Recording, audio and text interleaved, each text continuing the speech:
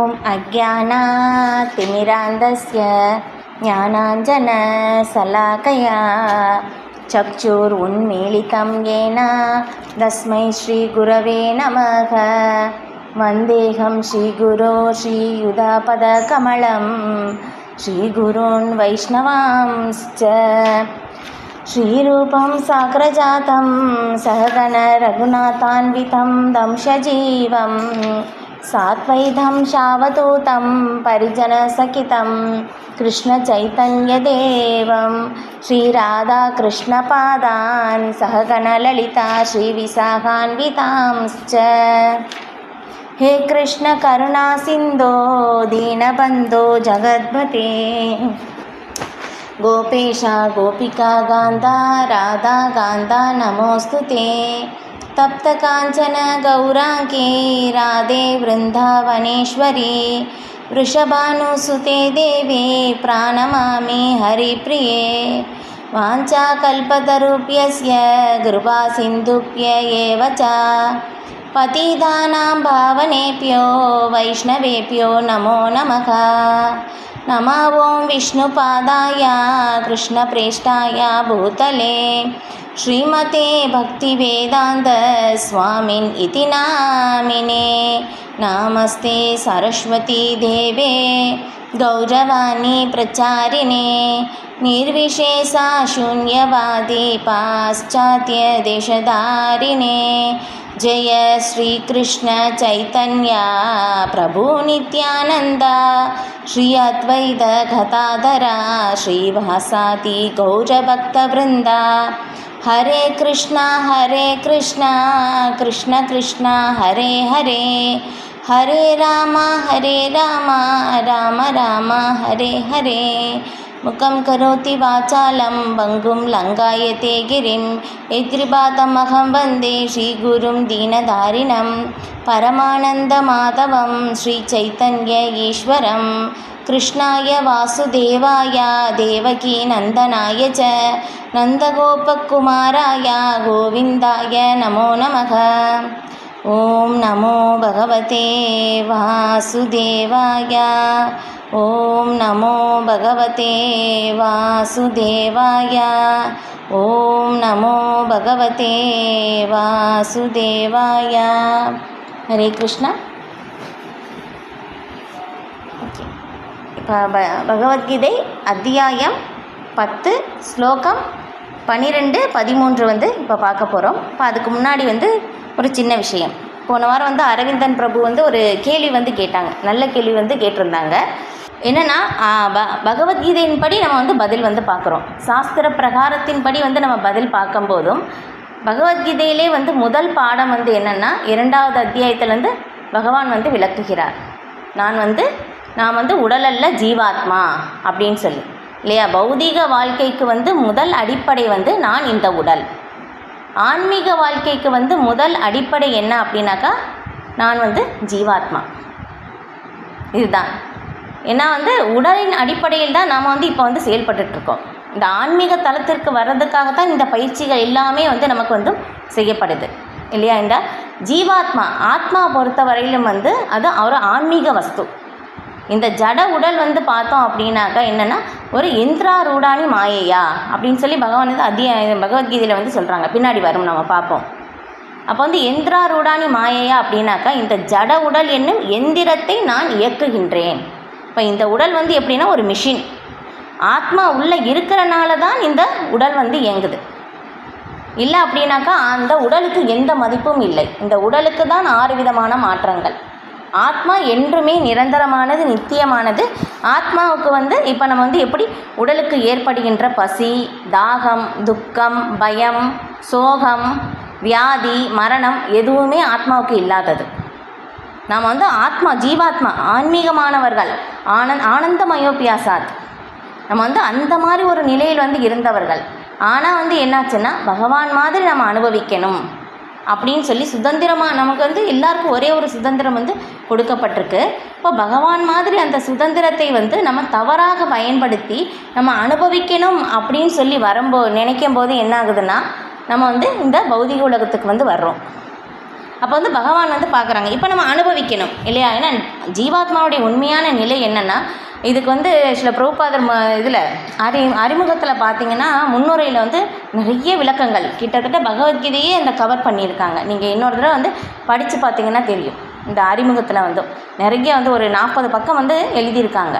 அதில் வந்து ரொம்ப நல்லா இருக்கும். நம்ம நீங்கள் 2-3 தடவை படித்தீங்கனாலே வந்து புரியும் என்ன சொல்லப்பட்டிருக்கு பகவத்கீதை பற்றி அப்படின்னு சொல்லிட்டு.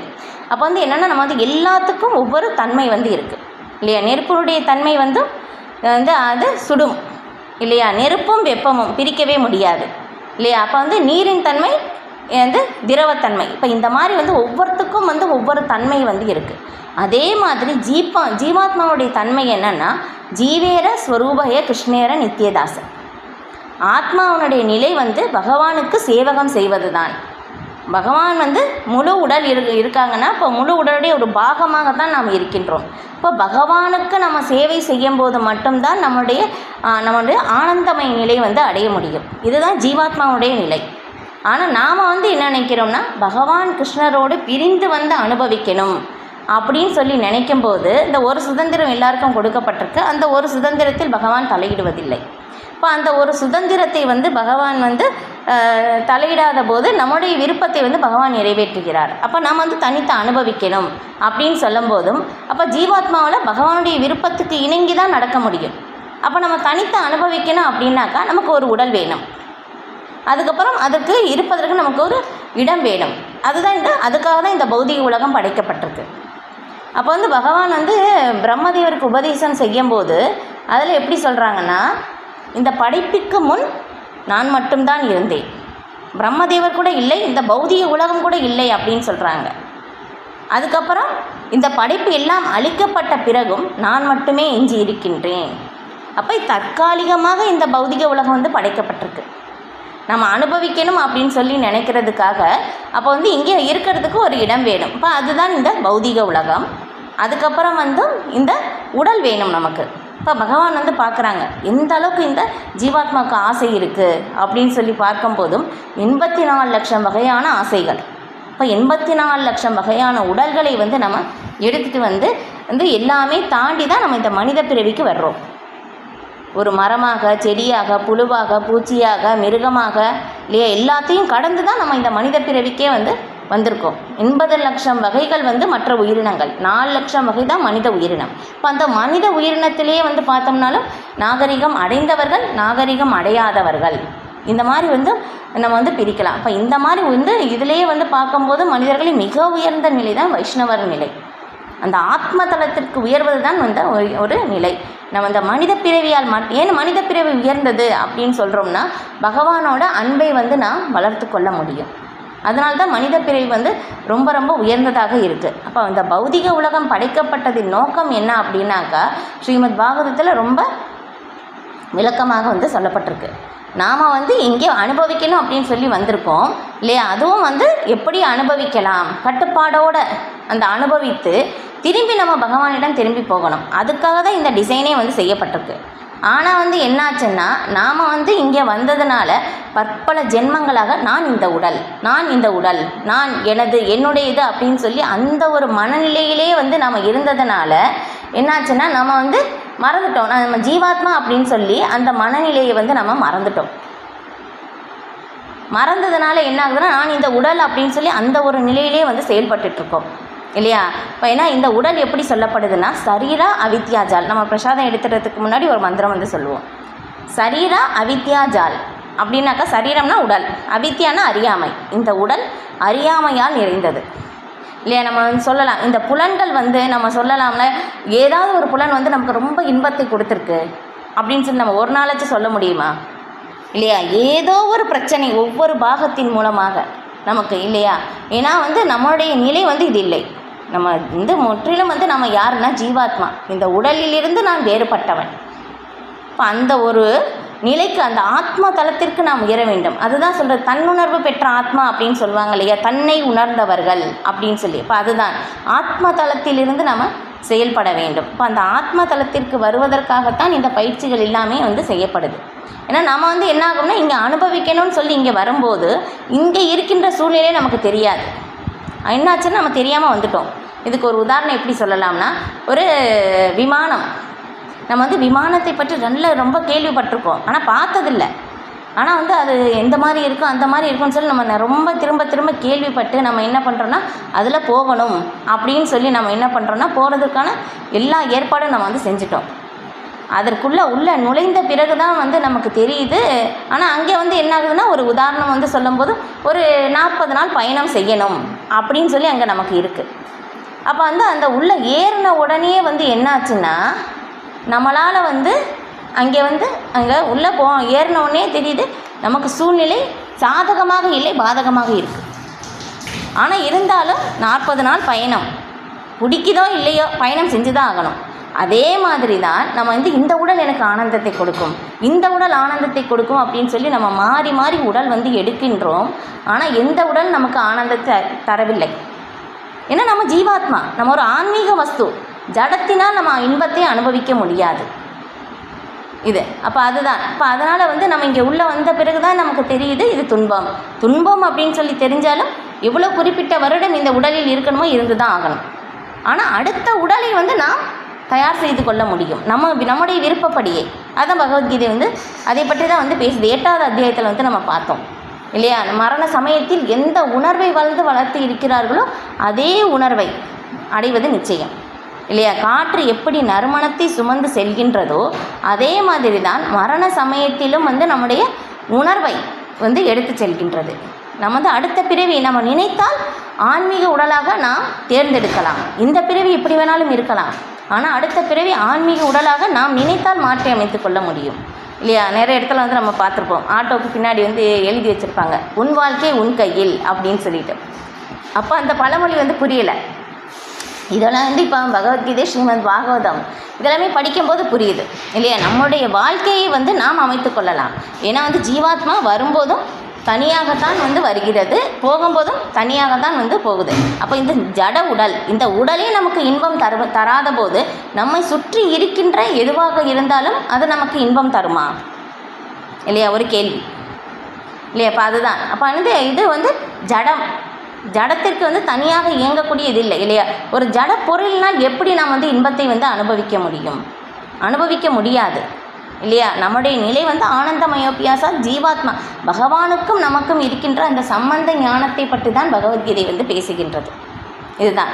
ஏன்னா வந்து இப்போ இருக்கின்ற எல்லாமே வந்து பாருங்களேன், ஒரு உறவு ஒரு குறிப்பிட்ட காலத்தில் தான் வந்து நம்ம ஒரு குறிப்பிட்ட ஆத்மா வந்து சேரும். ஒரு குறிப்பிட்ட காலத்தினால் வந்து என்ன ஆகும்னா பிரிக்கப்படும் இல்லையா. இதுக்கு உதாரணம் வந்து நாரத முனிவர் வந்து சித்திரகேது மகாராஜாவுக்கு வந்து உதாரணம் சொல்கிறாங்க.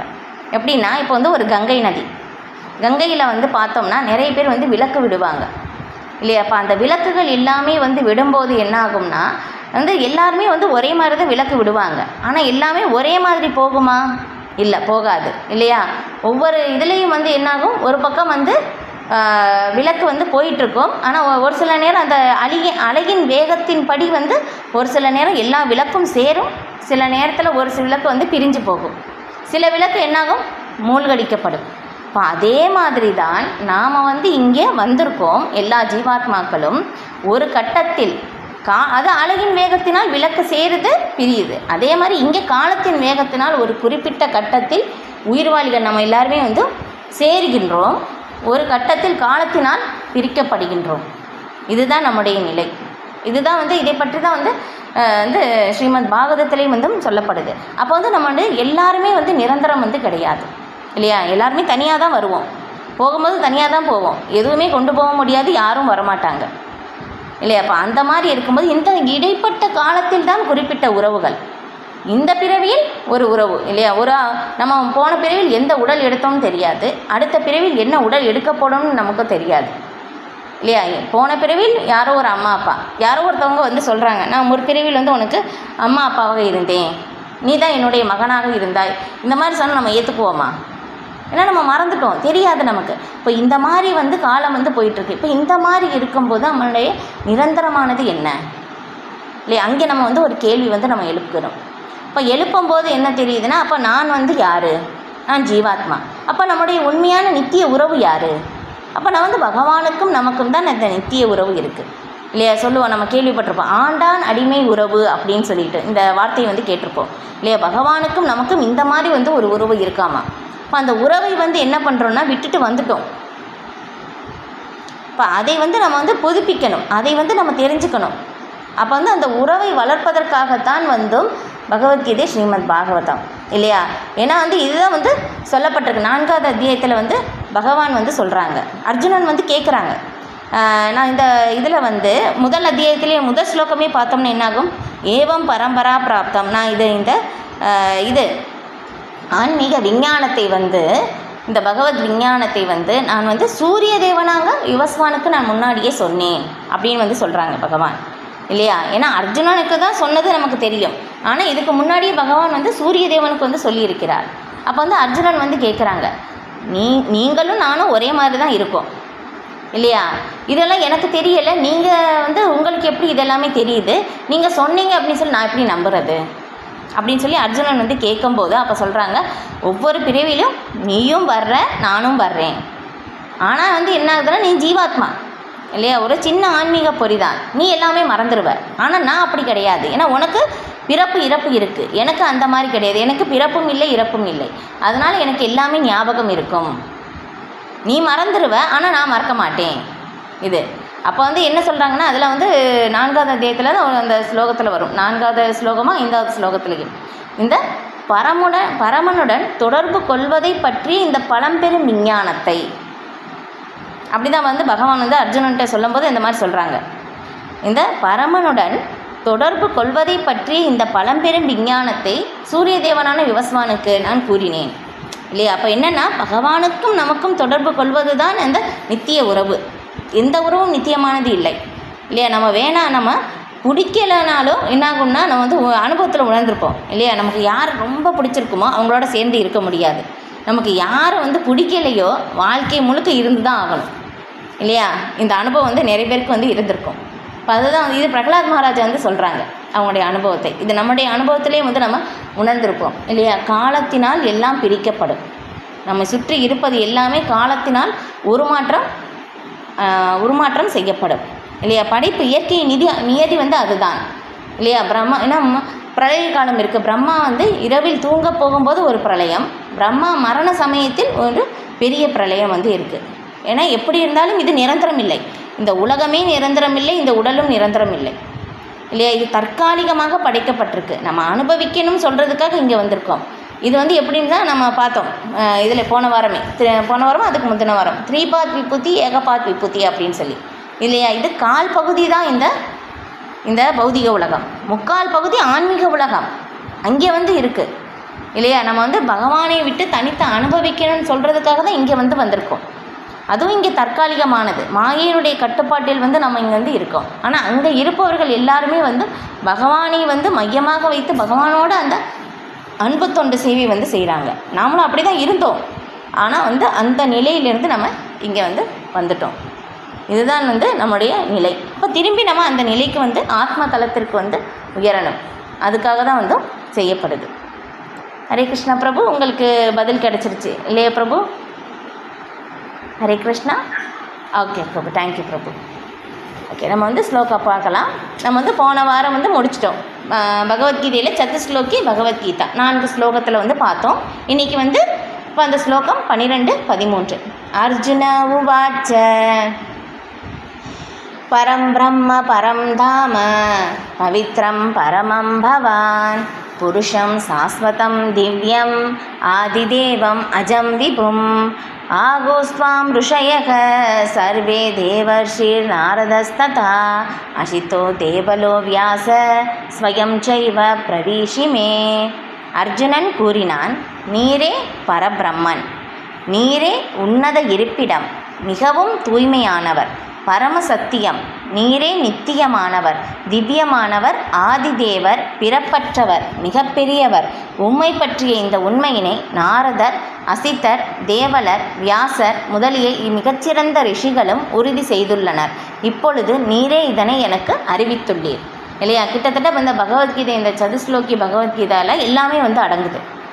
இந்த 4 ஸ்லோகத்திலே பகவான் வந்து எல்லாமே வந்து சொல்லிடுறாங்க. ஏன்னா கிருஷ்ணர் தான் முழுமுதற் கடவுள் அப்படின்னு சொல்லிட்டு. அப்போ பக்தர்களுடைய நிலை வந்து சொல்கிறாங்க. ஏன்னா பகவானுக்கும் பக்தர்களுக்கும் தான் அந்த நித்திய உறவு வந்து இருக்குது. இப்போ அதுக்கப்புறம் வந்து தன்னிடம் வந்தடைவதற்கான அறிவை வந்து நானே வழங்குகின்றேன், ததாமே புத்தி யோகம் தாம்.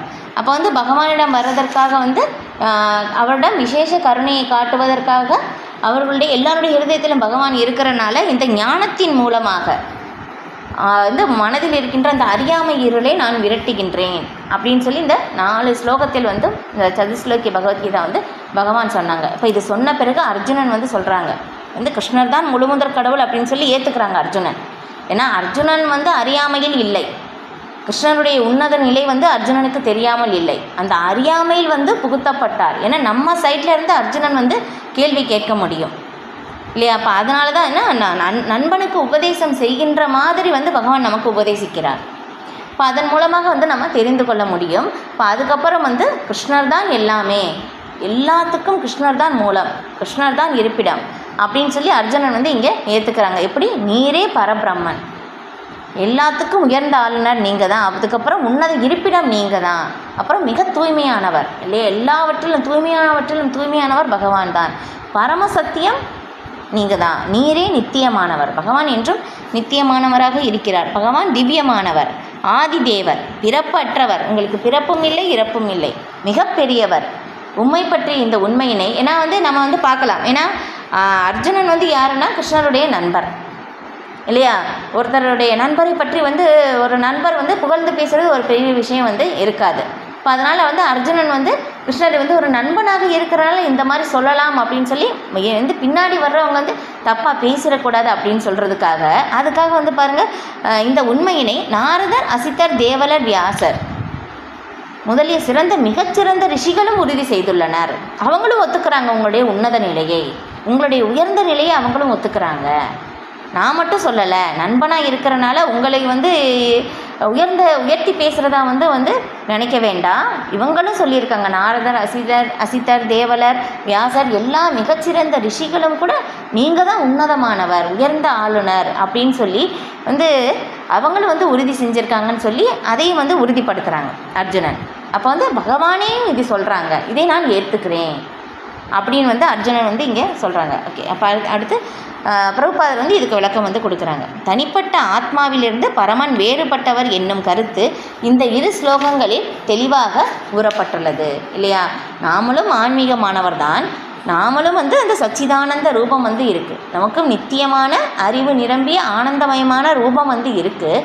ஆனால் இருந்தாலும் வந்து பகவானிடமிருந்து நான் வேறுபட்டவர் அப்படின்னு சொல்லி இந்த ஸ்லோகம் வந்து நமக்கு சொல்லுது. ஏன்னா பகவான் இப்படி விபு இல்லையா? நாம் வந்து ஒரு அணு இல்லையா? இந்த உதாரணம் நம்ம வந்து பார்த்துருக்கோம். ஏன்னா கடல் நீர் வந்து பார்த்தோம்னா உப்பு கரிக்கும், தன்மையில் ஒன்று தான் இல்லையா? கடல் வந்து பெருசாக இருக்குது, இப்போ அந்த கடல்லேருந்து ஒரு துளி நீர் எடுத்தாலும் உப்பு கரிக்கும், பெரிய கடல் நீர் கூட வந்து உப்பு கரிக்கும், ரெண்டுமே ஒன்று தான். ஆனால் வந்து அளவில் வந்து பார்த்தோம்னா நிறைய டிஃப்ரென்ஸ் இருக்குது. அதே மாதிரி தான் பகவான் வந்து விபு, கடல் அளவு, அந்த கடல்லேருந்து ஒரு துளி நீர் எடுத்தால் எப்படியோ அதே மாதிரி தான் தன்மையில் ஒன்று. நம்மளும் ஆன்மீகமானவர், பகவானும் ஆன்மீகமயமானவர். ஆனால் பகவான் எப்படி வந்து பகவான் எல்லையற்றவர், நாம் எல்லைக்கு உட்பட்டவர் இல்லையா? நம்ம வந்து பிறப்பு எடுக்கின்றோம். ஏன்னா நம்ம வந்து ஒரு சிறு அளவில் இருக்கிறனால, ஆத்ம பொறியாக இருக்கிறனால என்ன ஆகும்னா, இந்த மாதிரி வந்து நமக்கு தற்சமயத்தில் வந்து இந்த கீழே விழுகிறதுக்கான இந்த வாய்ப்புகள் மூலமாக நம்ம இங்கே வந்து வர்றோம் பௌதிக உலகத்திற்கு. ஆனால் பகவான் அந்த மாதிரி கிடையாது. நாம் வந்து நம்ம எப்படின்னா இந்த முக்குணங்களின் மூலம் கட்டுப்படுத்தப்படுகின்றோம். ஆனால் பகவான் வந்து அப்படி இல்லை, பகவான் முக்குணங்களே ஆள்பவர் இல்லையா? மாயாசக்தியின் மூலமாக நம்மை கட்டுப்படுத்துகிறார், அந்த மாயாசக்தியே பகவானே ஆள்கிறார் இதை. அப்போ வந்து பகவான் வந்து பிறப்பு அற்றவர், நமக்கு பிறப்பு இறப்பு வந்து இருக்குது இல்லையா? ஜீவாத்மாவுக்கு இல்லை, நம்ம உடல் எடுக்கிறனால நமக்கு அந்த நிலை வந்து ஏற்படுது. அப்போ இதிலேருந்து நம்ம தெரிஞ்சுக்கலாம், பகவானுடைய உன்னத நிலையும் நம்மளுடைய சிறிய அளவு நிலையும் வந்து புரிந்து கொள்ள முடியும். நாம் வந்து சில பேர் என்ன பண்ணுவாங்கன்னா, நான் தான் கடவுள், கடவுளை தெரிஞ்சுக்கிட்டேன்னா நான் கடவுள் ஆயிடலாம், நீயும் கடவுள் நானும் கடவுள், இந்த மாதிரி வந்து எல்லாமே வந்து சொல்கிறாங்க. இப்போ இந்த ஸ்லோகத்திலேருந்து தெரிஞ்சுக்க முடியும், நாம் என்றுமே கடவுள் ஆக முடியாது. அந்த மாதிரி ஆகணும்னு நினச்சி தான் நம்ம வந்து இங்கே வந்துட்டோம். ஆனால் அந்த மாதிரி நம்ம என்றுமே ஆக முடியாது. நம்மளுடைய நிலை வந்து ஜீவேர ஸ்வரூபய கிருஷ்ணேர நித்தியதாசன், அந்த நிலைக்கு வந்து இப்போ நம்ம வந்து உயரணும். அந்த நிலைக்கு ஆனால் ஆத்மா உணர்வை வந்து எந்த அளவிற்கு தூய்மை அடைகின்றதோ அந்த அளவிற்கு நம்ம ஆத்மா தளத்திற்கு வந்து உயர முடியும். அதுதான். இப்போ அதை புரிந்து கொள்வதற்கான வாய்ப்பினை இந்த இரு ஸ்லோகங்களின் மூலம் மாயாவாத தத்துவவாதிகளுக்கு பரமபுருஷர் வழங்குகிறார். இப்போ அதான் வந்து இங்கே சொல்லப்படுது. மாயாவாதிகள் என்ன சொல்கிறாங்கன்னா, நாம் வந்து தெரிஞ்சுக்கிட்டோம்னா நீயும் கடவுள் நானும் கடவுள் இல்லையா? அதனால தான் அவங்க என்ன பண்ணுவாங்கன்னா, எல்லாரையும் வந்து நாராயணா நாராயணா அப்படின்னு சொல்லி கூப்பிடுவாங்க. ஏன்னா எல்லோரும் கடவுள் ஆகிட்டாங்க. கடவுளை வந்து தெரிஞ்சுக்கிட்டோம்னா இப்போ தான் நமக்கு வந்து ஒரு உடல் இருக்குது. அதுக்கப்புறம் இந்த உடல் அழிஞ்ச பிறகு என்ன ஆகும்னா, பகவான் வந்து ஒளி, நாமளும் ஒளி, அதோடு போய் சேர்ந்துடலாம் அந்த மாதிரி வந்து சொல்கிறாங்க. ஆனால் இதில் வந்து தெரியுது, பகவானும் ஒரு உன்னத ரூபம் இருக்குது, பகவானுக்கும் ஆன்மீக ரூபம் வந்து இருக்குது, சச்சிதானந்த ரூபம் அப்படின்னு சொல்லி வந்து தெரிஞ்சுக்க முடியுது. பகவானுக்கும் அந்த உன்னதமான குணங்கள் இருக்குது. குணங்கள் இல்லை அப்படின்னு சொல்லும்போது பகவானுக்கு பௌதிகமான குணங்கள் தான் இல்லை, பௌதிகமான உடல் தான் இல்லை. உடல் இல்லை அப்படின்னாக்கா பகவானுக்கு இருப்பது எல்லாமே வந்து ஆன்மீக உடல் இல்லையா? பகவானுக்கு இருப்பது ஆன்மீக உடல். அதுக்கப்புறம் பகவானுக்கு இருப்பது உன்னதமான குணங்கள், திவ்யமான குணங்கள். அதான் இங்கே வந்து சொல்லப்படும் திவ்யமானவை அப்படின்னு சொல்லிட்டோம். இப்போ உன்னதமானவர் பகவான், முக்குணங்களுக்கு அப்பாற்பட்டவர், ஆன்மீகமயமானவர், அதுதான் வந்து சொல்லப்படுது. ஆனால் மாயாவாதிகள் இதை ஏற்றுக்கொள்வதில்லை. இந்த அத்தியாயத்தில் பகவத்கீதையில் மிக முக்கியமான 4 ஸ்லோகங்களை கேட்ட பிறகு அர்ஜுனன் எல்லாவித சந்தேகத்திலிருந்தும் முழுமையாக விடுபட்டு கிருஷ்ணரை பரமபுருஷராக ஏற்றுக்கொள்கிறான் இல்லையா? அதுதான் ரொம்ப முக்கியம். நாமளும் அந்த நிலைக்கு வந்து வரணும். ஏன்னா வந்து கிருஷ்ணர் தான் முழுமுதற் கடவுள், கிருஷ்ணர் தான் உன்னத ஆளுநர் அப்படின்னு சொல்லி வந்து புரிந்து கொள்ள முடியுது. பகவான் எல்லையற்றவர் அப்படின்னு சொல்லிட்டோம். அப்போ நீரே பரபிரம்மன், புருஷோத்தமராகிய முழுமுதற் கடவுள் என்று அவன் உடனடியாக தைரியமாக அறிவிக்கின்றான் இல்லையா? யார் வந்து கடவுள் அப்படின்னு சொல்லி சந்தேகம் இல்லையா? ஆனால் வந்து சந்தேகமே இல்லை, கிருஷ்ணர் தான் முழுமுதற் கடவுள் அப்படின்னு சொல்லி இந்த 4 ஸ்லோகங்கள் கேட்ட பிறகு வந்து அர்ஜுனன் வந்து உடனடியாக அறிவிக்கிறார், கிருஷ்ணன் நீர்தான் பரபிரம்மன், நீர்தான் முழுமுதற் கடவுள் அப்படின்னு சொல்லிட்டோம். இப்போ என்று கிருஷ்ணன் முன்பே கூறியுள்ளார், எல்லா தேவர்களும் எல்லா மனிதர்களும் அவரையே சார்ந்துள்ளனர் இல்லையா? ஏன்னா நம்முடைய ஆத்மா வந்து பார்த்தோம்னா தனித்து இருப்பதற்காக நம்முடைய நிலை இல்லை. ஏதோ ஒன்று ஜடத்தை சார்ந்து இருக்கணும், இல்லைன்னா ஆன்மீகத்தை சார்ந்து இருக்கணும். நம்முடைய நிலை சார்ந்து இருப்பது தான், தனித்து நம்மளால் வந்து இருக்க முடியாது. அப்போ வந்து நம்ம வந்து ஒன்று பகவானை வந்து சார்ந்து இருக்கணும், இல்லைன்னா மாயாசக்தி வந்து நம்ம சார்ந்து இருக்கும். இதுதான் நம்முடைய நிலை. அதை நம்ம சின்ன அளவில் வந்து இருப்பதனால்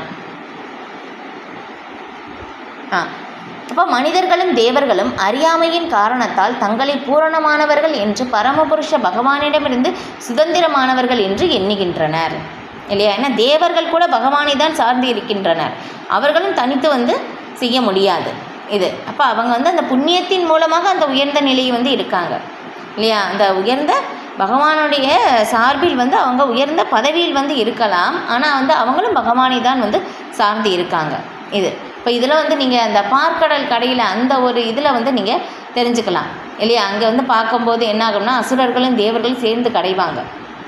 இப்போ அந்த மாதிரி அந்த வாசுகி பாம்பை வந்து வைத்து அந்த கடலை வந்து கடைக்கும் போது அந்த அமிர்தம் எடுக்கிறதுக்காக கடையிறாங்க. அந்த மாதிரி பண்ணும்போது அவங்களுக்கு தெரியலை, அந்த மந்தார மலையை வந்து கடையும் போது அது அவங்களால தூக்க முடியலை, அவங்க மேலேயே விழுந்துருது.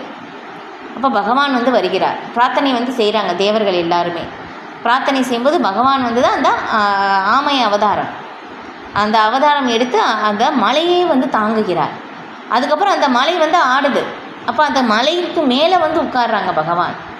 இப்போ இந்த மாதிரி வந்து எல்லாத்துக்கும் வந்து பகவான் வந்து உதவி செய்கிறார் இது. அப்போ எல்லா உயிர்வாளிகள் வந்து பகவானை தான் சார்ந்து இருக்கின்றனர்.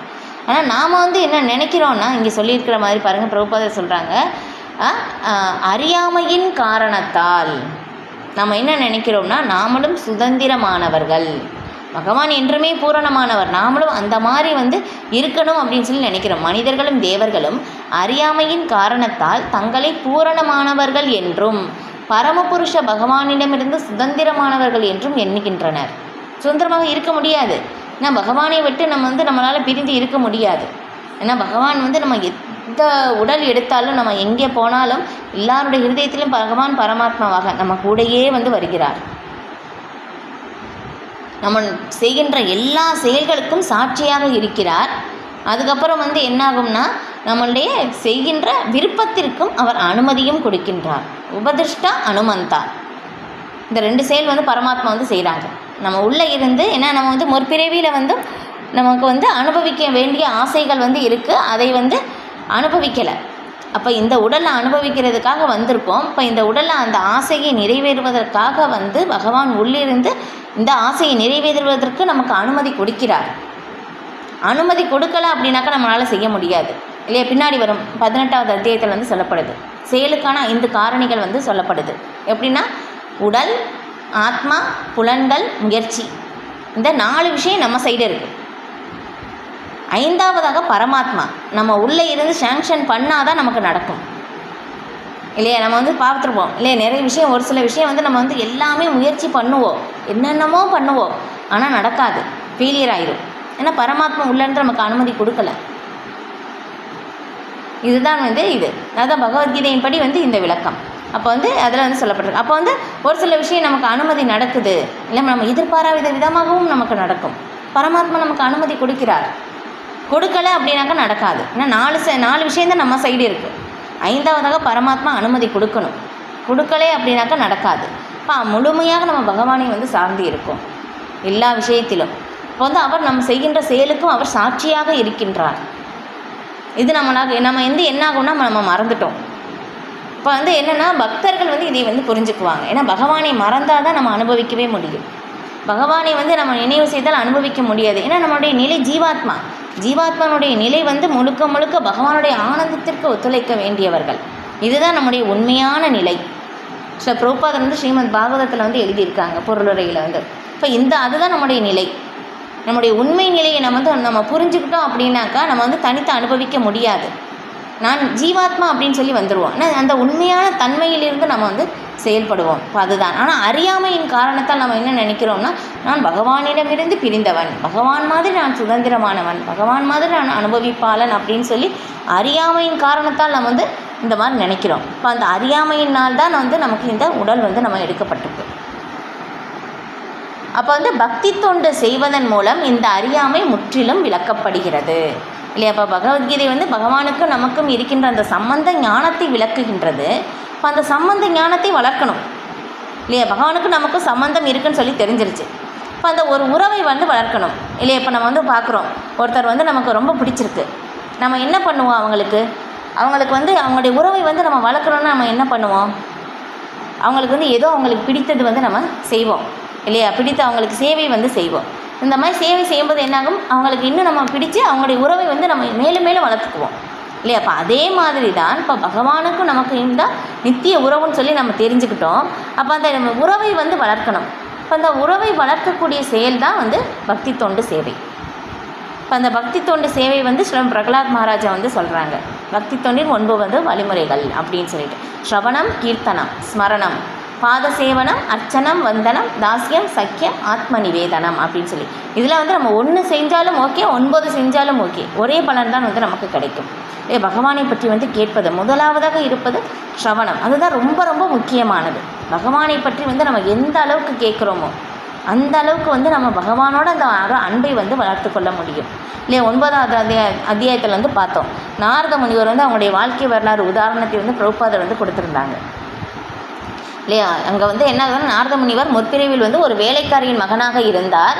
அப்போ வந்து இந்த சாத்துர்மாசியத்தில் வந்து இந்த சாதுக்கள் வந்து பகவானை பற்றி வந்து சொல்கிறாங்க. அதை கேட்டு கேட்டு கேட்டு என்னாச்சுன்னா, நம்ம வந்து என்னென்னா ஒருத்தரை வந்து கேட்கும்போது திரும்ப திரும்ப கேட்கும்போது அதோடு வந்து நமக்கு வந்து பற்றுதல் வந்து ஏற்படும், அட்டாச்மெண்ட் வந்துடும். அதே மாதிரி தான் நம்ம பகவானை பற்றி திரும்ப திரும்ப பகவானுடைய லீலைகள் கேட்க கேட்க என்னாகும்னா பகவானோடு ஒரு அட்டாச்மெண்ட், ஒரு உறவு வந்து நமக்கு ஏற்படும். அதனால தான் சொல்கிறேன், திரும்ப திரும்ப நம்ம வந்து கேட்கணும் பகவானை பற்றி. இப்போ திரும்ப திரும்ப வந்து நம்ம கேட்கும் போதும் என்னாகும், அதுவும் ஒரு பக்தி தொண்டு சேவை இல்லையா. ஸ்ரவணம், கேட்பதன் மூலமாக பரிசுத்த மகாராஜா உன்னத நிலையை அடைந்தார். ஸ்ரீ சுகதேவ கோஸ்வாமி பகவானை பற்றி வந்து பேசினார், கீர்த்தனம், அதன் மூலமாக உன்னத நிலையை அடைந்தார். தனராஜ் பிரபு மியூட் போட்டுக்கோங்க. ஹரே கிருஷ்ணா, மியூட் போட்டுக்கோங்க. அப்போ அந்த மாதிரி அப்போ வந்து பகவானுக்கு பக்தி தொண்டு சேவை செய்வதன் மூலமாக பகவானுடைய உறவை வந்து நாம் வளர்த்து கொள்வோம். இப்போ அதனால் என்ன ஆகும்னா, நம்ம நான் இந்த உடல் அல்ல, ஜீவாத்மா அப்படின்னு சொல்லி அந்த தளத்திற்கு வந்து உயர முடியும். அதை இங்கே வந்து பிரபுபாதர் வந்து சொல்லியிருக்காங்க. அறியாமையில் தான் நமக்கு இந்த உடல் வந்து கிடைக்குது. அப்போ இந்த உடலிலிருந்து நான் வேறுபட்டவன், நான் ஜீவாத்மா அப்படின்னு சொல்லி அந்த நிலைக்கு வந்து நாம் உயர முடியும். எந்த அளவுக்கு பகவானுடைய நாமத்தை வந்து நம்ம சொல்கிறோமோ அந்த அளவுக்கு நம்ம என்ன ஆகும்னா தூய்மை அடைவோம். நம்முடைய உணர்வு. ஹரே கிருஷ்ணா.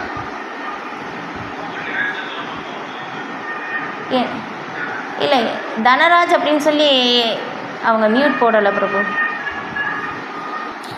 அர்ஜுனன் வந்து ஆரம்பத்தில் பேசினது நண்பனாக வந்து பேசினார் இல்லையா?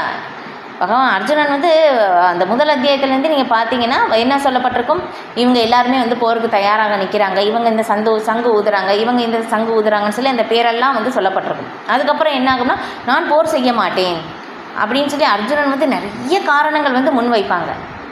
ஆனால் வந்து என்ன ஆகும்னா பகவான் கேட்டுக்கிட்டே இருக்குங்க, பகவான் பேசவே இல்லை. இப்போ 2வது அத்தியாயத்தில் 7வது ஸ்லோகத்தில் எனக்கு வந்து என்ன பண்ணுறதுனே தெரியல, கார்பண்ய தோஷம் இல்லையா, எனக்கு என்ன பண்ணுறதுன்னு தெரியலை கிருஷ்ணா, நான் வந்து என்னென்னா நான் உங்கள்கிட்ட சரணடைகிறேன். சரண்டர் ஆன பிறகு தான் பகவானே அடுத்த ஸ்லோகத்தில் பேச ஆரம்பிக்கிறாங்க. அப்போ அதுக்கப்புறம் உறவு என்ன ஆகுதுன்னா, நான் பகவான் வந்து குருவாக இருக்கிறார், அர்ஜுனன் சீடனாக மாறுகிறார். அதுக்கப்புறம் தான் பகவானே உபதேசிக்கிறார். அதுதான் அந்த மனநிலையோடு நம்ம வந்து படிக்கும்போது தான் பகவத்கீதை வந்து புரியும். இதுதான் ரகசியம், பகவத்கீதையுடைய நம்ம வந்து புரிந்து கொள்வதற்கான ரகசியம். இதை தவிர வேறு வழி இல்லை. அதனால தான் வந்து ஒவ்வொரு ஸ்லோகத்துக்கும் வந்து ஒவ்வொருத்துக்கும் பலவிதமான கருத்துக்கள் வந்து இருக்குது. இப்போ அது எல்லாமே வந்து அந்த நுணுக்கங்கள் எல்லாமே வந்து ஆச்சாரியர்களுடைய விளக்கத்தின்படி படிக்கும்போது தான் புரியும். அதனால தான் சொல்லப்பட்ட பிரபுபாதருடைய பொருளுரை வந்து கண்டிப்பாக படிப்பது அவசியம். ஒவ்வொரு வார்த்தையும் முக்கியமானது. அந்த ஸ்லோகத்திற்கு வந்து என்ன சொல்லியிருக்காங்களோ அந்த ஸ்லோகத்திற்குரிய விளக்கம் வந்து பிரபுபாதர் வந்து கீழே கொடுத்துருப்பாங்க. அதோடு சேர்ந்து வந்து நம்ம படிக்கணும். அப்போது தான் வந்து நம்ம புரியும். தான் திரும்ப திரும்ப படிக்கணும். ஏன்னா பிரம்மதேவரே வந்து பார்த்தோம்னா 3 தடவை வேதங்கள் படித்த பிறகு தான் வந்து பகவானிடம் அன்பை வளர்த்து கொள்வது தான் நம்முடைய நித்திய தர்மம்னு சொல்லி புரிஞ்சுக்கிட்டாங்களாமா. இப்போ பாருங்கள், பிரம்மதேவர் இவ்வளோ உயர்ந்த நிலை, மிக உயர்ந்த பக்தர். பிரபுபாதர் வந்து எழுதுகிறாங்க, அவங்க தான் வந்து மிகச்சிறந்த பக்தராமா பிரம்மதேவர் தான். இப்போ அவங்களே 3 தடவை படித்த பிறகு தான் புரிஞ்சிருக்குன்னா நம்ம இத்தனை தடவை படிக்கணும் பாருங்களேன். அப்போ வந்து நம்ம புரிந்து கொள்வது ரொம்ப கடினம். அதனால் வந்து ஒவ்வொரு வார்த்தையும் வந்து நம்ம வந்து திரும்ப திரும்ப படிக்க வேண்டியது ரொம்ப அவசியம் இல்லையா? ஏன்னா எத்தனை தடவை படித்தா நமக்கு புரியாது. நம்முடைய நிலை அதுதான். ஏன்னா ஜட பௌதீகத்தின் மூலமாக நம்முடைய ஆன்மீக விஷயங்கள் புரிந்து கொள்வது ரொம்ப கடினம் இல்லையா? ஆச்சாரியர்களுடைய கருணையின் மூலமாகத்தான் நம்ம வந்து இப்போ வந்து புரிந்து கொள்ளவே முடியுது. அவங்களால தான் வந்து அவங்களுடைய கருணையால் தான் வந்து இந்த ஒவ்வொரு வார்த்தையினுடைய விளக்கத்தையும் நம்மளால் வந்து புரிந்து கொள்ள முடியுது. இப்போ நாம் வந்து சொல்கிறோம் அப்படின்னு சொன்னாலும் இதுவும் வந்து ஆச்சாரியர்களுடைய கருணை தான். ஏன்னா பௌதீகத்தின் மூலமாக இதை வந்து நம்ம வந்து பேசவும் முடியாது, விளக்கவும் முடியாது, புரிந்து கொள்ளவும் முடியாது.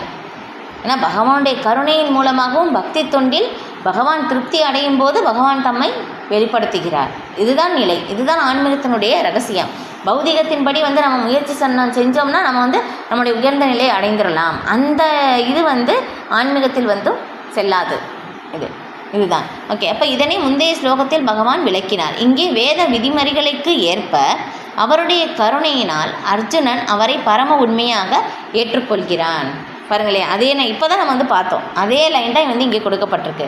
எப்படி வேத விதிமுறைகளுக்கு ஏற்ப அவருடைய கருணையினால், பகவானுடைய கருணையால் தான் அர்ஜுனன் வந்து பரம உண்மையாக ஏற்றுக்கொள்கிறார் இல்லையா? தனியாக வந்து நம்ம புரிந்து கொள்ள முடியாது. பகவானுடைய கருணையால் மட்டும்தான் பகவானை புரிந்து கொள்ள முடியும். இதுதான் வழி. அப்போ வந்து கிருஷ்ணர் அர்ஜுனனுக்கு மிக நெருங்கிய நண்பர் என்பதால் அர்ஜுனன் பரம உண்மை என்றும் முழுமுதற் கடவுள் என்றும் அவரை முகஸ்துதியாக கூறுகிறான் என்று கருதக்கூடாது. இந்த 2 ஸ்லோகங்களில் அர்ஜுனனால் கூறப்படுபவை அனைத்தும் வேத வாக்கியங்களில் உறுதி செய்யப்பட்டுள்ளன இல்லையா? முதலே நம்ம வந்து பார்த்துட்டோம் இல்லையா? ஒரு ஃப்ரெண்டு அப்படின்னு சொல்கிறதுனால வந்து நான் உங்களுடைய உயர்ந்த நிலையை வந்து நான் ஏற்றுக்கிறேன், அதனால் எல்லாரும் ஏற்றுக்கணும், அந்த மாதிரி வந்து கிடையாது. எல்லாருமே வந்து ஒத்துக்கிறாங்க. ரிஷிகளும் இங்கே வேதங்களிலும் வந்து சொல்லப்பட்டிருக்கு, கிருஷ்ணர் தான் முழுமுதற் கடவுள். எல்லா வேத இலக்கியங்களையும் படித்து புரிந்து கொள்வதன் நோக்கம் என்னென்னா கிருஷ்ணர் தான் முழுமுதற் கடவுள். கிருஷ்ணரை புரிந்து கொள்வது தான் வந்து நோக்கம். வேதங்களுடைய நோக்கம் வந்து கிருஷ்ணரை புரிந்து கொள்வது தான். அதுதான். அப்போ எல்லா இடத்துலையும் வந்து சொல்லப்பட்டிருக்கு கிருஷ்ணர் தான் முழுமுதற் கடவுள் அப்படின்னு சொல்லி. இப்போ பரமபுருஷருக்கு பக்தி தொண்டு செய்பவர்கள் மட்டுமே அவரை புரிந்து கொள்ள முடியும் இல்லை? இதையும் பார்த்தோம். பக்தி தொண்டால் மட்டுமே பகவானை புரிந்து கொள்ள முடியும், மற்றவர்களால் முடியாது என்று வேத வாக்கியங்கள் உறுதி செய்கின்றன. இந்த 2 ஸ்லோகங்களில் அர்ஜுனனால் பேசப்பட்ட ஒவ்வொரு வார்த்தையும் வேத இலக்கியங்களில் உறுதி செய்யப்பட்டுள்ளது இல்லையா? அர்ஜுனன் வந்து மனம் போன போக்கில் வந்து எதையோ சொல்லலை, அங்கே சாஸ்திர மேற்கோளோட வந்து சொல்கிறாங்க இல்லையா? இப்போ ரிஷிகளும் முனிவர்கள் அவங்களும் ஏற்றுக்கிறாங்க, உயர்ந்த ஆச்சாரியர்கள். அவங்களும் ஏற்றுக்கிறாங்க. இது எல்லாமே வந்து மேற்கோள் வந்து முன் வைக்கிறாங்க. அர்ஜுனன் மனம் போன போக்கில் பேசவில்லை, அதுதான் வந்து இங்கே பார்க்கணும். இப்போ அனைத்தும் பரபிரம்மனை சார்ந்துள்ளதாக கேன உபனிஷதத்தில் கூறப்பட்டுள்ளது. மேலும் அனைத்தும் தன்னை சார்ந்து உள்ளதாக கிருஷ்ணர் ஏற்கனவே விளக்கியுள்ளார் இல்லையா? எப்படி அந்த ஒரு ஸ்லோகம் வந்து வரும், நூலில் முத்துக்கள் எப்படி கோர்க்கப்பட்டிருக்கோ அதே மாதிரி தான் எல்லாம் என்னை சார்ந்துள்ளன இல்லையா? நம்ம வந்து பார்த்தோம்னா முத்துக்கள் தான் வெளியே தெரியும், நூல் தெரியாது. ஆனால் நூல் இல்லாமல் முத்துக்கள் வந்து நிற்காது. அதே மாதிரி தான் நம்ம எல்லாருமே வந்து பகவானை தான் வந்து சார்ந்திருக்கோம். ஆனால் பகவான் இருப்பது நமக்கு தெரியாது. யார் வந்து பகவானுக்கு பக்தி தொண்டு சேவை செய்கிறாங்களோ அவங்களால மட்டும்தான் பகவானை பார்க்கவும் முடியும், புரிந்து கொள்ள முடியும் இல்லையா? இது பிரம்ம சம்ஹிதையிலும் பிரம்மதேவர் வந்து பாடுறாங்க, பிரேமாஞ்சன சுரித்த பக்தி விலோச்சனேன. பிரேமை என்னும் கண்களால் வந்து மையினால் வந்து யாருடைய கண்கள் வந்து அலங்கரிக்கப்பட்டிருக்கோ அவர்களால் தான் பகவானை பார்க்க முடியும். இல்லைன்னா பகவான் தம்மை மறைத்து கொள்கிறார். ஏன்னா பகவான் பூரண சுதந்திரமானவர்.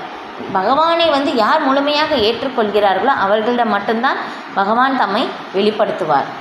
இல்லைன்னா பகவான் வந்து தம்மை மறைத்து கொள்வார். அது பகவானுடைய பூரண சுதந்திரம். அது நம்ம எதுன்னு கேட்கவும் முடியாது இல்லையா? அப்போ நம்ம சைடு தான் வந்து குறை. நம்ம வந்து முழுமையாக பகவானை ஏற்றுக்கொள்ளும் போது பகவான் முழுமையாக தம்மை வெளிப்படுத்துவார். நாம் வந்து எந்த அளவுக்கு வந்து விரும்புகிறோமோ அந்த அளவுக்கு தான் பகவான் வெளிப்படுத்துவார். நம்ம விரும்பலைன்னா பகவான் தம்மை மறைத்து கொள்வார், வெளிக்காட்ட மாட்டாங்க. அப்போ கிருஷ்ணர் முண்டக உபனிஷத்தில் அனைத்தும் எவரை சார்ந்துள்ளதோ அந்த பரமபுருஷரை அவரை பற்றி எப்போதும் சிந்திப்பதன் மூலம் அவரை உணர முடியும் என்று உறுதி செய்கின்றது இல்லை? எப்போவுமே கிருஷ்ணரை நினச்சிக்கிட்டே இருந்தோம் அப்படின்னாக்கா நம்ம வந்து கிருஷ்ணர் நம்முன் தோன்றுவார். இதுதான் உண்மை. இதில் சொல்லப்பட்டிருக்கு. சைத்தன்ய சரிதாமிரத்திலையும் வந்து அங்கே விளக்கப்பட்டிருக்கு. எப்படின்னா 4 விஷயம் நம்ம வந்து நினச்சிக்கிட்டே இருந்தோம்னா அது நம்ம கண்ணு முன்னாடி வந்துருமாமா. என்ன சொல்லப்பட்டிருக்குன்னா, பாம்பு அதை திரும்ப திரும்ப நினச்சிக்கிட்டே இருந்தோம்னா நம்ம கண் முன்னாடி வந்துருமாமா. 2வது வந்து கோஸ்ட்டு, பேய், அதையே நினச்சிக்கிட்டே இருந்தோம்னா அதுவும் நம்ம முன்னாடி வந்துருமாமா.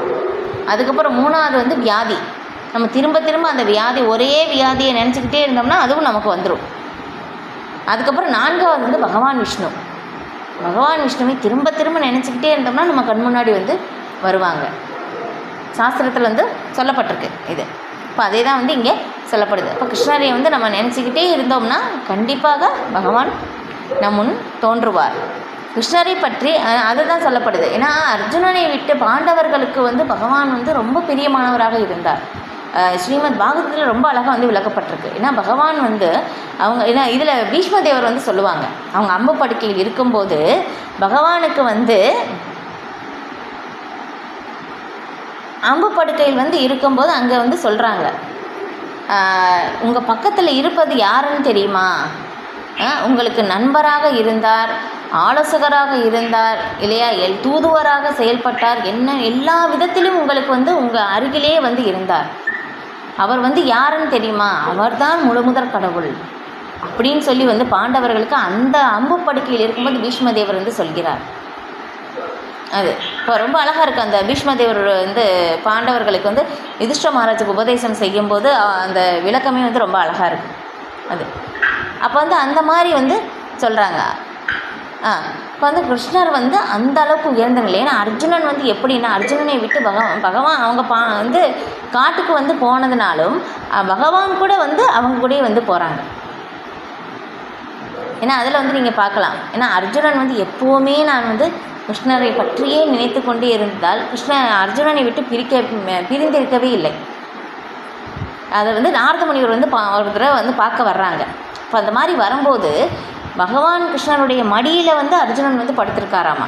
இதை பார்த்த உடனே நாரத முனிவருக்கே ரொம்ப என்னடா பகவான் யார், முழுமுதற் கடவுள், அவங்க மடியில் அர்ஜுனன் வந்து படுப்பதா அப்படின்னு சொல்லி வந்து கேட்ட உடனே வந்து பகவான் வந்து இந்த சத்தமும் போட வேண்டாம், என்னுடைய நண்பன் வந்து உறங்குகிறான் அப்படின்னு சொல்லும்போது இது எப்படி சாத்தியம், இது நடக்குமா அப்படின்னு சொல்லி கேட்கும்போது அப்போ வந்து பகவான் வந்து சொல்கிறாங்க, இப்போ அங்கே கீழே வந்து ஒரு அர்ஜுனனுடைய முடி வந்து இருக்குது. இப்போ அந்த முடியை எடுத்து நாரதருடைய காதில் வந்து பக்கத்தில் வந்து வச்சு கேளு அப்படின்னு சொல்லும்போது அப்போ வந்து அங்கே வந்து அந்த முடி வந்து பேசுது. ஏன்னா முடி வந்து எப்படி ஒரு உணர்வற்ற நகம் முடி எல்லாமே இல்லை, எவ்வளோ வெட்டினாலும் நமக்கு வலிக்காது, அது நம்ம வந்து உணர்வே இல்லாதது. ஆனால் அந்த உணர்வற்ற அந்த ஒரு சின்ன முடியே வந்தும் அங்கே வந்து ஸ்ரீகிருஷ்ண சரணம் அம்மா, ஸ்ரீகிருஷ்ண சரணம் அம்மா அப்படின்னு சொல்லி அந்த உணர்வற்ற அந்த முடியே வந்து சொல்லும்போது அப்போ அர்ஜுனன் எந்த அளவுக்கு என்னை வந்து நினைக்கிறான் இல்லையா? அதனால் பகவான் வந்து அர்ஜுனனை விட்டு பிரியவே இல்லை. இது நமக்கும் வந்து சாத்தியம். கிருஷ்ணரை எப்போவுமே நினைத்து கொண்டு இருந்தால் கிருஷ்ணர் வந்து நம்மை விட்டு பிரிந்து இருக்க மாட்டார் இல்லையா? அதுதான் வந்து கோபியர்கள் வந்து பிரஜவாசிகள் என்றுமே பகவானுடைய பிரிவை வந்து அவங்களால வந்து ஏற்றுக்கொள்ளவே முடியாது. அவங்க வந்து கிருஷ்ணரை வந்து மறக்க முடியலையாமா. அதனால தான் வந்து சொல்லப்படுது விருந்தாவனத்தை விட்டு பகவான் ஒரு அடி கூட ஒரு பாதம் கூட வெளியே வைப்பதில்லை. பகவான் என்றுமே அங்கே இருக்கின்றார். ஏன்னா அவங்க எப்போவுமே கிருஷ்ணனுடைய சிந்தனையில் வந்து மூழ்கி இருக்காங்க. அவங்களுடைய உணர்வு, ஆத்மா, உடல், எண்ணம், சிந்தனை, உணர்வு, வாழ்வு எல்லாமே கிருஷ்ணா தான். அந்த மாதிரி இருக்கிறவங்கக்கிட்ட இருந்து பகவான் வந்து என்றுமே பிரிவதில்லை. அதான் அப்போ அதுதான் வந்து சொல்லப்படுது. அப்போ கிருஷ்ணரை பற்றி அத்தகைய நிரந்தர சிந்தனை ஸ்மரணம் எனப்படும். இப்போ அந்த ஒரு நிலைக்கு வந்து நம்ம வரணும். இந்த ஸ்மரணம் அதுதான் சொல்லப்படுது. ஸ்ரவணம் எந்த அளவுக்கு நம்ம வந்து கேட்குறோமோ, ஸ்ரவணம் கீர்த்தனம் எந்த அளவுக்கு நம்ம செய்கிறோமோ நமக்கு வந்து அந்த ஸ்மரணம் வந்து ஏற்படும். அந்த ஸ்மரணத்திற்கு வந்து நம்ம வரணும். ரொம்ப கடினம். நம்ம சொல்லது ஈஸி, கிருஷ்ணன் நினைக்கணும் அவ்வளோதானே அப்படின்னு சொல்லிட்டு நினைக்கும் போது ரொம்ப கடினம், முடியாது நம்மளால். இப்போ அந்த ஒரு நிலைக்கு வந்து வரணும். இது பக்தி தொண்டின் வழிகளில் ஒன்றாகும். கிருஷ்ணருக்கு பக்தி தொண்டு செய்வதால் மட்டுமே ஒருவன் தனது நிலையை புரிந்து கொண்டு இந்த ஜட உடலிலிருந்து விடுபட முடியும் இல்லையா? அப்போ வந்து நம்ம எப்படி சொல்லப்பட்டிருக்குன்னா சைத்தன்ய சரிதாமிரத்திலையும் வந்து நாம் வந்து உன்னதமானவர்கள் தான், ஆன்மீகமயமானவர்கள் தான். ஆனால் வந்து என்ன ஆகும்னா நாம் வந்து ஜட உடல் தான் எடுத்திருக்கோம். அதான் இங்கே சொல்லப்படுது. பகவானுக்கு பக்தி தொண்டு சேவை செய்வதன் மூலமாகத்தான் நம்முடைய நிலை நான் உடலல்ல ஜீவாத்மா அப்படின்னு சொல்லி புரிந்து கொண்டு இந்த ஜட உடலில் இருந்து நாம் விடுபட முடியும். இல்லை, இதுதான் ஒரு ஜெயில்.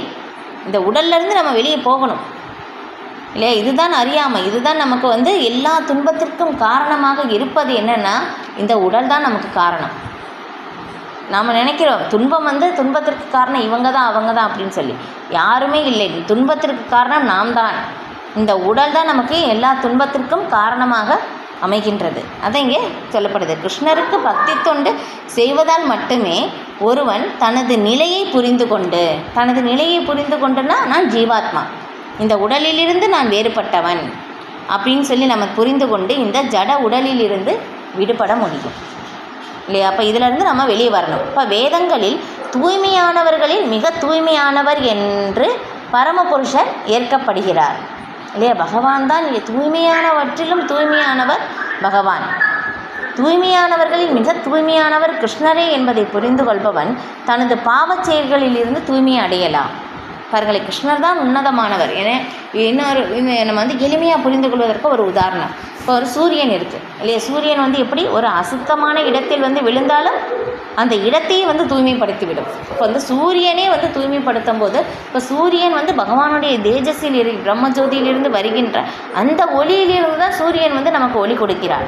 இப்போ அந்த மாதிரி இருக்கும்போது இப்போ பகவான் எவ்வளவு தூய்மையானவராக இருப்பார் இல்லையா? பகவான் எந்த களங்கத்திலும் இல்லாதவர், எல்லா களங்கத்திற்கும் அப்பாற்பட்டவர். இப்போ அதே மாதிரி தான் பகவானுடைய நாமமும், அதே மாதிரி தான் பகவானுடைய லீலைகளும். அதான் வந்து சொல்லப்படுது ஸ்ரீமத் பாகவதம் அமலம் புராணம் அப்படின்னு சொல்லிட்டோம். பக்தர்களுக்கு மிக மிக பிரியமானது. எந்த களங்கமும் இல்லாத புராணம் வந்தும் ஸ்ரீமத் பாகவதம். ஏன்னா பகவானுடைய லீலைகளால் நிரம்பி இருக்கின்றது.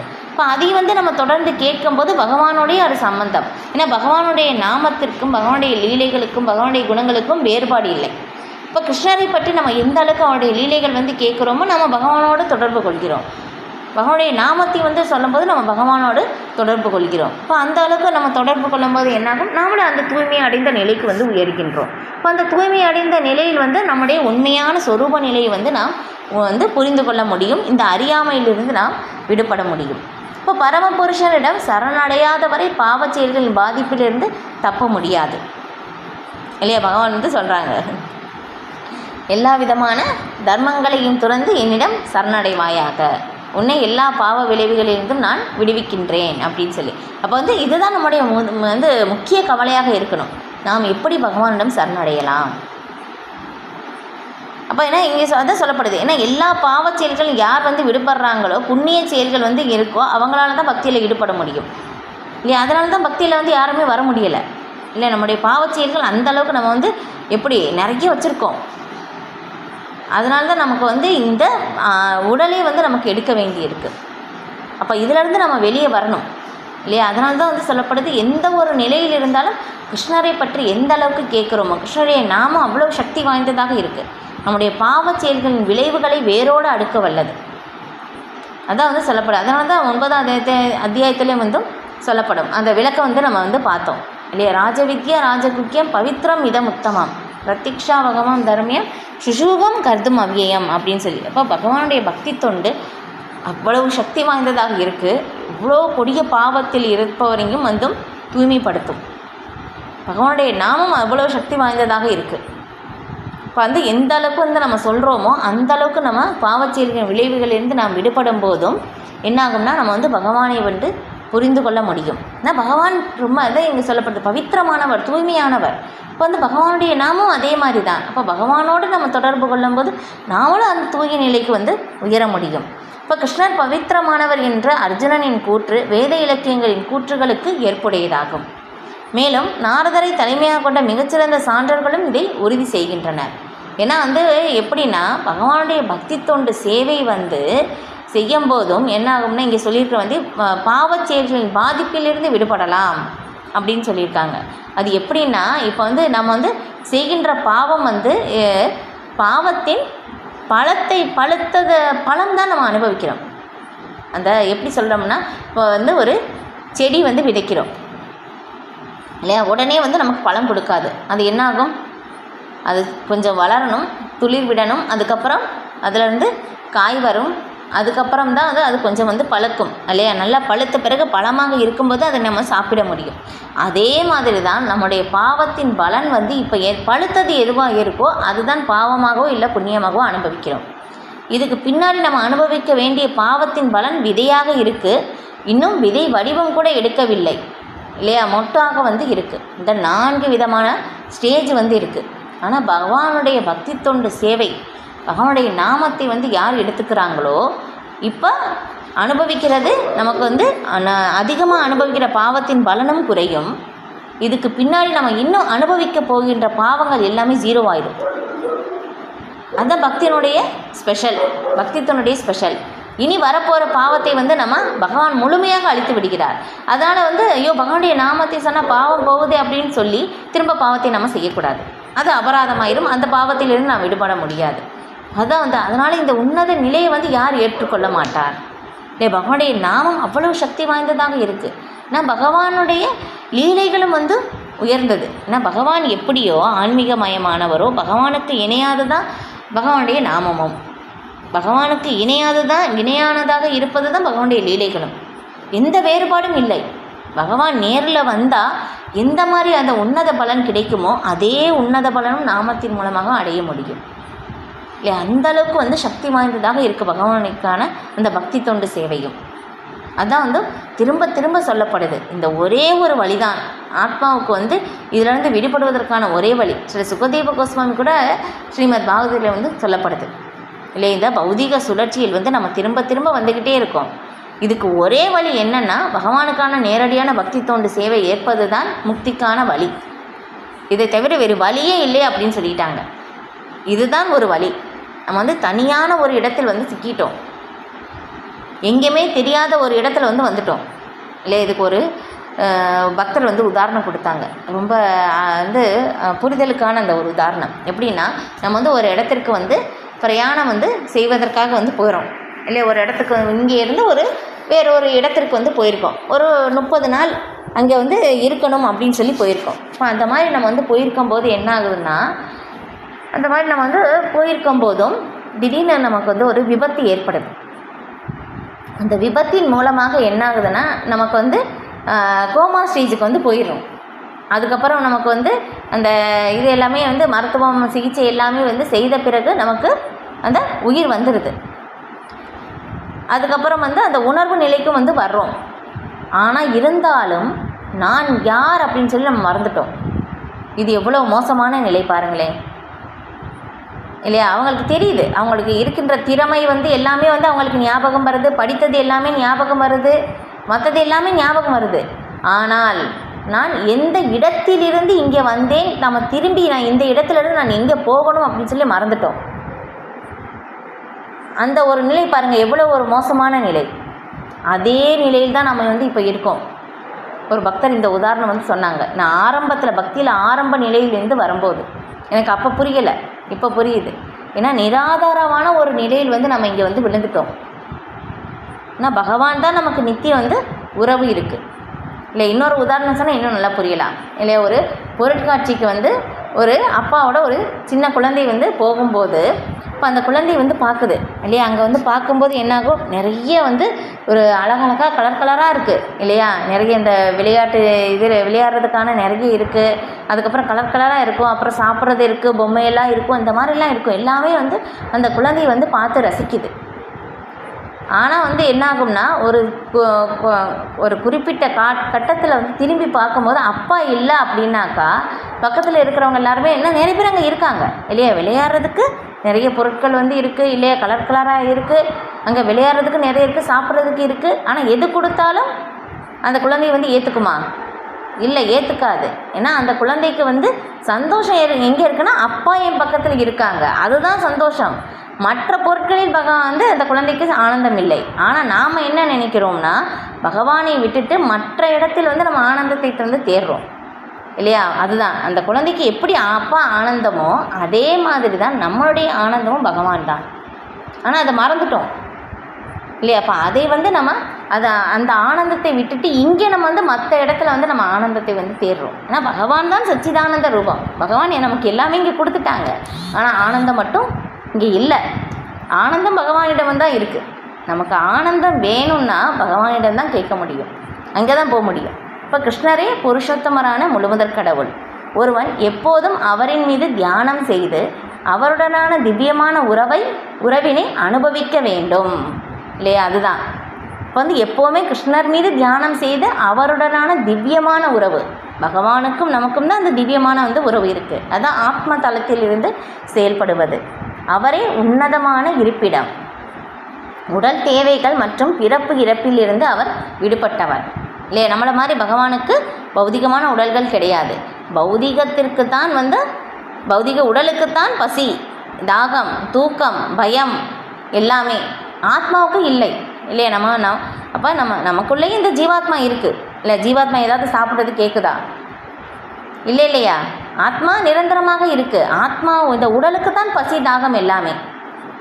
இப்போ இதே பார்த்தோம்னால நான் போன வகுப்பில் சொன்னேன்னு நினைக்கிறேன், போன வாரம் இதில் பக்தி ரசாமந்த சிந்திலையும் அதில் மேற்கோள் சொல்லப்பட்டிருக்கு. ஸ்ரீமத் பாகவதத்தில் இருந்தும் அதில் சொல்லப்பட்டிருக்கு, யார் ஒருவர் நான் தொடர்ந்து ஸ்ரீமத் பாகவதத்தை படிப்பேன் அப்படின்னு சொல்லி உறுதி எடுத்துக்கிறாங்களோ அவங்களுக்கு பசி, தூக்கம், பயம், தாகம், துக்கம் இதிலிருந்து விடுதலையாமா. ஸ்ரீ சுகதேவ கோஸ்வாமி சொல்கிறாங்க. இது நம்மளால் புரிந்து கொள்ளவே முடியாது. இப்போ இதே நாரத முனிவர் பரீட்சித் மகாராஜா சொல்கிறாங்க. இப்போ பரீட்சித் மகாராஜா இதில் 2வது காண்டத்தில் சொல்லப்படுது. ஸ்ரீ சுகதேவ கோஸ்வாமியிடம் சொல்கிறாங்க, நாங்கள் உங்களிடமிருந்து இந்த ஸ்ரீமத் பாகவதத்தை நான் கேட்பதினால் எனக்கு எந்த களைப்பும் ஏற்படவில்லை. நேரடி அனுபவம் சொல்கிறாங்க. ஒரு வாரம் தொடர்ந்து 7 நாள் தொடர்ந்து ஸ்ரீமத் பாகவதம் கேட்குறாங்க. பரீட்சித் மகாராஜாவுக்கு எந்த களைப்பும் ஏற்படவில்லை அப்படின்னு சொல்கிறாங்க. அப்போ அதுதான் அந்த ஆத்ம தளத்தில் உயர்த்துவது தான் ஸ்ரீமத் பாகவதத்தின் நோக்கம். அதான் அந்த ஒரு நிலையை அடைந்தார்.